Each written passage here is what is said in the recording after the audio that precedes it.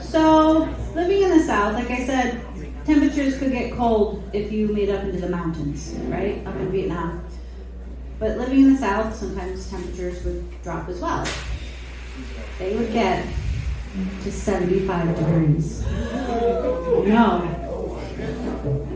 For this story, I need my notes a little bit more for this one. It's got a little better flow if I use my notes. So, for those of us that are from climates that dip into the negatives annually, this cooler moment felt lovely. And we were talking 85, 90 degrees with humidity every single day. So 75 felt immaculate.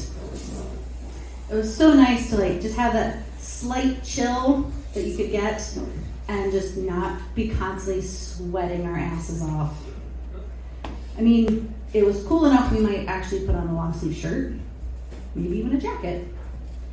However, this frigid 75 was shocking to those that were used to the hot tropical climate, and much to the amusement of all of us transplants, we'd see folks really combating this cold with their faux fur lined hooded parkas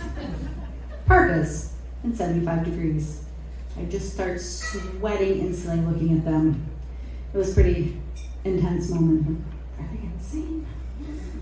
But weather in Vietnam is just something else altogether. We're ready for our fourth storyteller tonight.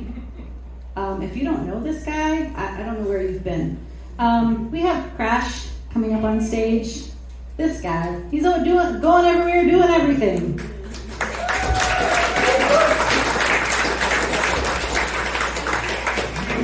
I got talked into going to Mid-Ohio Vintage Days because of this guy. And it definitely turned into Mud, Ohio, as I hear it happens every year. And I was with Gail there, and we waited at the gates for an hour, waiting for a storm to pass through to be let into the event. It was raining so hard. I think there was a tornado warning. There was even a tornado warning, so weather in Ohio gets pretty dicey as well. And I think this last summer also, he beat out a hurricane in New Jersey. I mean, from tornadoes in Ohio to hurricanes in New Jersey, this guy is stirring things up everywhere he goes. He's here to tell his story of weather. Crash Elward.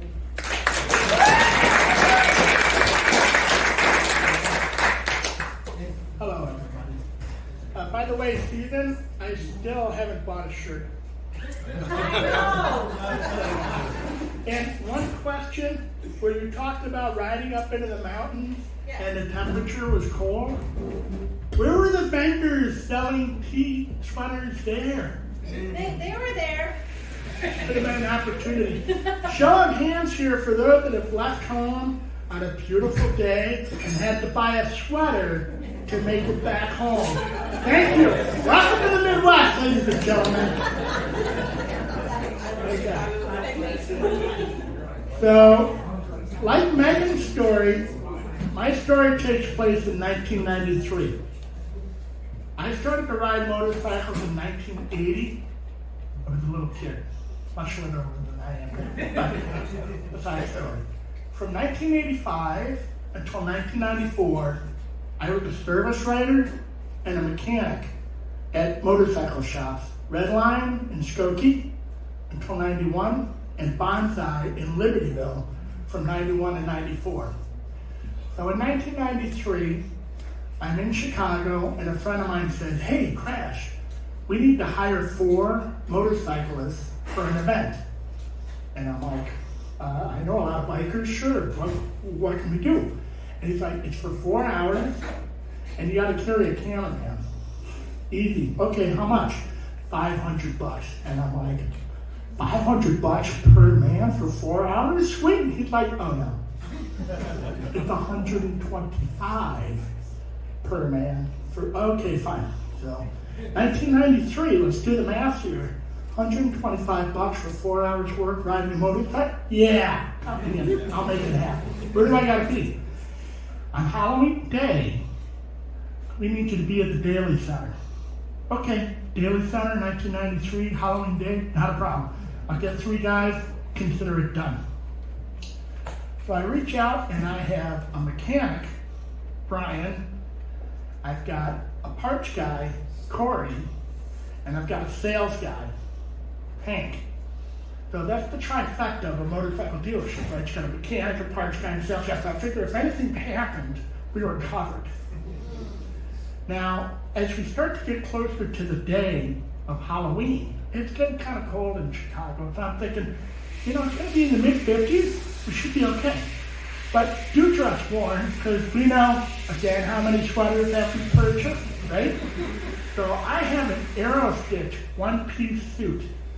That was beautiful, except for it was made for a man 4 inches taller than me, so I look like Dopey. Long sleeves and long pants. But I knew it was going to keep me warm, so this was my go-to outfit for tomorrow, or the next day, when I was going to go ride. So I talked to my guys, and I say, we're going to meet at this place at 8 a.m. It's a 4-hour event, carry a cameraman, and then we're done. Great, cool. See you there, no problem. And dress warm, guys, 50s. So I ride into the city to spend the night at a friend's house because I lived in Libertyville at the time. And Libertyville, Chicago was like, it's Milwaukee. It's so far away. And also, I didn't want to have to get up 45 minutes earlier, right? Now I realize I'm going to carry a cameraman, and it's going to be a slow event that we're doing this for. So my 1992 Ducati Supersport is not the bike for it. First of all, the passenger seat's the size of a beer coaster. Okay? The second is the Ducati 1992 Supersport has a tri-clutch. And I'm thinking to myself, this is going to be bad. I'm going to be in slow traffic. Yeah, and a bike that's geared to go 120 miles an hour is not going to do too well going slow. So I work at a dealership that sells new bikes and has lots of bikes on display. And I say, I'm going to borrow that 1993 Honda CBR 600 F2. 23 miles on this bike. Come hither. Let's go for a ride. So I go to the house. Now at the time, I rode to work every day. I lived 2 blocks. But I ride this motorcycle home, I leave my Ducati in the shop because of course, why wouldn't I? And I have a bungee net. Bungee nets? Yes, perfect. You can put everything under them. So I put my clothes in a jewel bag. Everybody knows what a jewel bag is, right? That's my overnight clothes because I pack light. And this bike is designed for light speed riding. Now mind you, back then I'm a little thinner, a little lighter. And I'm on this F2 and I'm like, this is going to be so awesome. And I'm cruising down 41 and it starts doing, oh yeah, I just got to put on reserve. I'm on reserve already. Who left this bike on reserve? It only has 40 miles on it. So there I am on the side of 41, wearing a suit that's too big and sloppy for me, going, what am I going to do? And a car pulls up, and the guy hops out and says, what do you need? I'm like, I think I'm out of gas. Let's verify that. Look in the gas tank. That was sound. I'm out of gas. He recognizes me and says, I know you. You work at Bonsai Motorcycles. I do. Can you help me? Sure. There's a gas station 2 miles away. I'll give you a ride. We go get gas. And of course, back then it was like a $10 deposit for a gas can or whatever. He said, listen, I'll take care of that, and I'll bring the gas can back. Fine. I tell him, I owe you an oil and filter change on your bike. No problem. We get the gas, pop it in. I'm on. Life is good. Cruising in the city.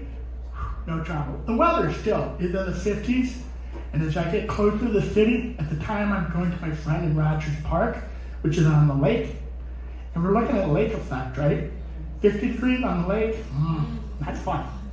Cold. But whatever, So I parked the bike in a garage because motorcycle theft is still an issue, even back in 1993. And this is not my bike. The bike I borrowed. The manager might have been out of office when So now I've got the bike. I get up the next day. I'm ready to rip. Let's do this. And I look up and I turn on the TV. TV sets. Because no one used the radio in 1993. No one had a computer. No one had a cell phone. No one knows what the internet is. And the TV guys, good morning, Chicago. We're going to be looking at snow flurries and a wind chill of 12 degrees. And I'm thinking, is this really worth my time doing this for 4 hours? But I made a commitment, and I'm going to honor it. So I borrow some long underwear from my friend and zip up into Captain's floppy suit. And I get on the bike, make sure the gas is on. CBR 600 F2, by the way, was bike of the year for a few years back then. It was a rocket ship, but it handled so nice. But still, brand new bike means brand new tires. So you can't really go crazy on them, right? Kind of like be careful. So I get all the way downtown, and I get to the event, and the cops are like, hey. And I said, hold on. I'm here for the event. We're carrying a camera. And the cop said, okay, cruise on in. We get to the Daily Center, and it looked like a scene from Blues Brothers. There's cop cars everywhere. There's people everywhere. And this event, which is the Chicago Marathon. And in 1993, to this day, 30 years later, still the coldest marathon since then. But okay, let's do this. So the cameraman comes up, says, hi, I'm Tim. Hi, Tim, nice to meet you. Fortunately, he's a little fella. Good. But he's got this camera that is enormous. And I say, is that camera insured? And he says, yes. I said, good. It's not my bike. Okay. So he climbs on and sits backwards. I'm sorry. I've been riding motorcycles now for 43 years, and I won't sit backwards on people I know and love. And this guy's going to sit on the bike of a guy named Crash, who's never met, on a bike that's not even his. God love you, Tim. And he's got a belt pack around and the batteries. That I'm afraid, we look at Tesla now, burning up and blowing up. Thank God I didn't know about this in 93. I could have had a nuclear bomb in my back. So anyhow, they say, Tim, Crash, you need to go in the back. Yes, I've known Crash even back then. That's another story for another day.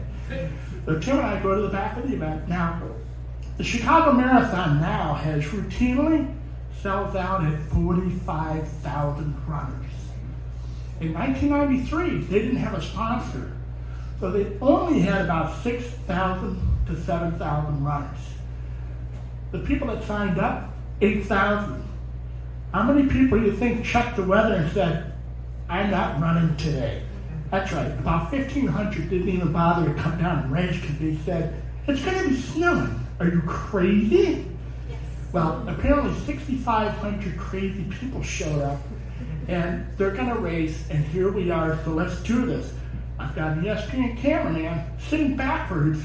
I can't even describe it on this bike because it might be illegal in 5 states to describe this, but you get the idea. This is unnatural in Georgia and Alabama, but okay. So we go to the back of the pack. Thankfully, it's only 6,000 people, not 45,000 people, and we're getting ready. Something's going on. What's going on? Tim says, Crash, gotta get up front. Up front? But we're in the back. No, get up front. We pull all the way up to the front. What's going on? Hank is waving. Hank, what's going on? My bike is overheating. You're on a CBR 1000. How? Oh, because he's not going anywhere. He's been sitting in a state waiting. Okay, so you gotta stay in the front. Great. The race starts. And away we go. And Tim says, slow down. Slow down. Slower. Slower. I'm now feathering the clutch, this brand new clutch. Now get closer. And I can hear them come. Get closer. I'm like, oh my God, oh my God, oh my God. And I'm hearing them go, the language coming from the runners to get away from them. English, Finnish, Brazilian, Spanish, French, and other language I didn't want to know. Tim didn't care. He was there for the image. Get in closer. But I'm being jostled by guys. Now, if you've ever run a marathon, it takes about 4.5, 5 hours for the average runner. But for these guys, they could do it in 2 hours, 2 hours and 20 minutes.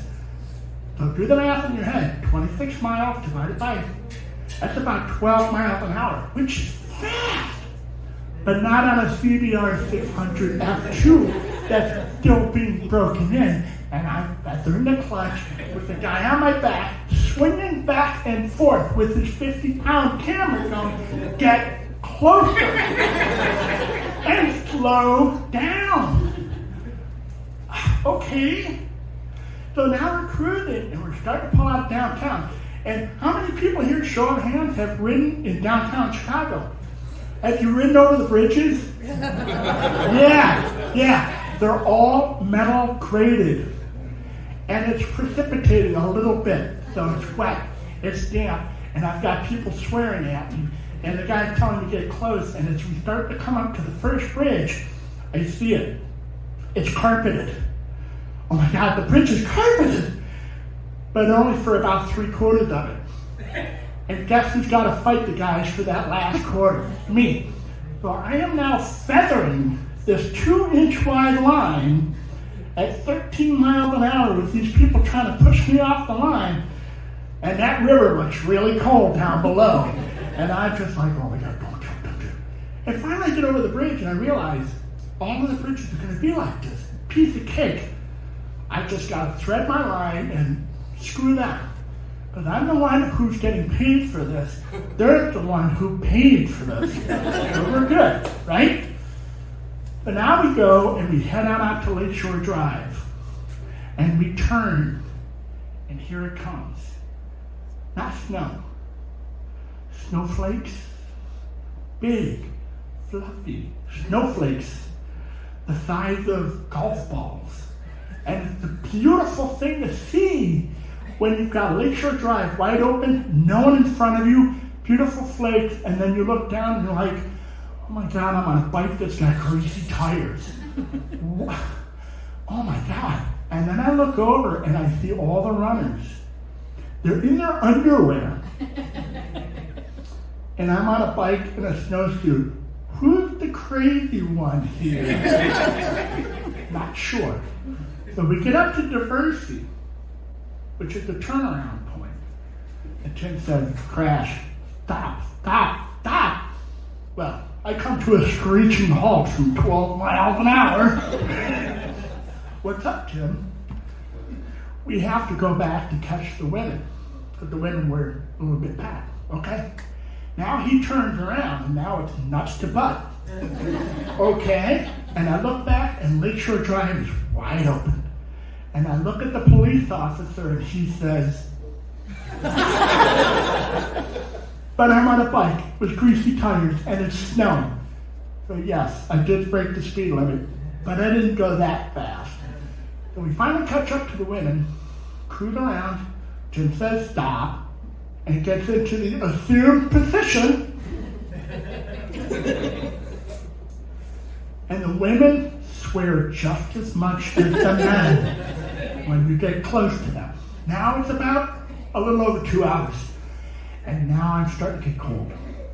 I still have 2 more hours to go, and I'm freezing my ass off. And there's no way to text my friends, no way to check Facebook to see how they're doing. There's no Instagram of runners, because this is 1993. So we make it finally back to Grant Park, to the finish. And a Brazilian won, by the way. He had never run in snow before, as did many of the other African runners. But the Finnish guy, he was happy in third place because he had been running in snow before. So we finish up the race, and I say, guys, you want to go get something to drink? And they're like, no, I want to go home. I want to take a hot shower or a hot bath, have some soup, and I want to sleep for 12 hours. I'm like, okay, guys, and just so you know, I've done the Chicago Marathon in under 4 hours, and I got paid $125.